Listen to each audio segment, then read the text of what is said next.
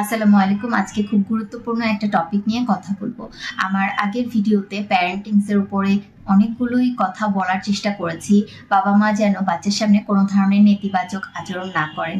বাবা-মায়ের রাগারাগি, ঝগড়া, তর্ক বা কোনো ধরনের হতাশামূলক জিনিস যেন বাচ্চার সামনে প্রকাশ না করে। আজকে আরেকটা ব্যাপার একটু জোর দিয়ে কথা বলবো। অনেক বাবা-মাই যখন একজন আরেকজনের সাথে ঝগড়া বা তর্ক, মনোমালিন্য হয় কিংবা বাবা-মা তার শ্বশুরবাড়ির পক্ষ থেকে যদি কোনো ধরনের নেতিবাচক আচরণ পেয়ে তার বাচ্চার উপরে এই ব্যাপারগুলো চাপিয়ে দেন, অর্থাৎ তোমার জন্যই আমি এখনো সংসার করছি, তোমার জন্যই আমি এত কষ্ট করে তোমার বাবা কিংবা মায়ের সাথে আছি, এগুলো যখন বলতে থাকবেন তখন বাচ্চার মধ্যে কিন্তু একটা হীনমন্যতা কাজ করবে।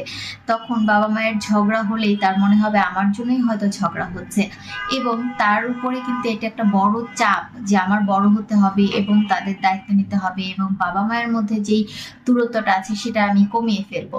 বাচ্চারা একেবারেই ছোট, তাদের মস্তিষ্কে নানা ধরনের জটিলতা নেই, কিন্তু যখন এই ধরনের চাপগুলো তার উপরে চাপিয়ে দেওয়া হয় তখন কিন্তু বাচ্চার স্বাভাবিক বিকাশটা হয় না। বাচ্চা হাসবে, খেলবে, পড়াশোনা করবে এবং বড় হওয়ার জন্য একটা পজিটিভ এনভায়রনমেন্ট কিন্তু দিতে হবে।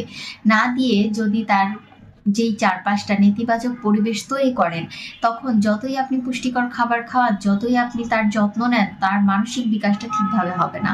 অনেক বাচ্চাদের কিন্তু এই জন্য আত্মবিশ্বাস কমে যায়, তাদের মধ্যে ভয় একটা ভাব কাজ করতে থাকে, তাদের যেই মানসিক বিকাশ সেটা ঠিকভাবে হয় না।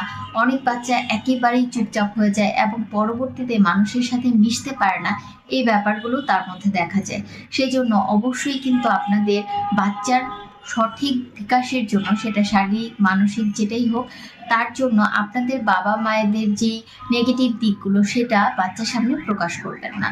যত বেশি বাবা মায়ের মধ্যে ভালোবাসা বাচ্চা দেখতে পাবে, তত বেশি পজিটিভ পরিবেশ পেয়ে সে পজিটিভভাবেই বেড়ে উঠবে।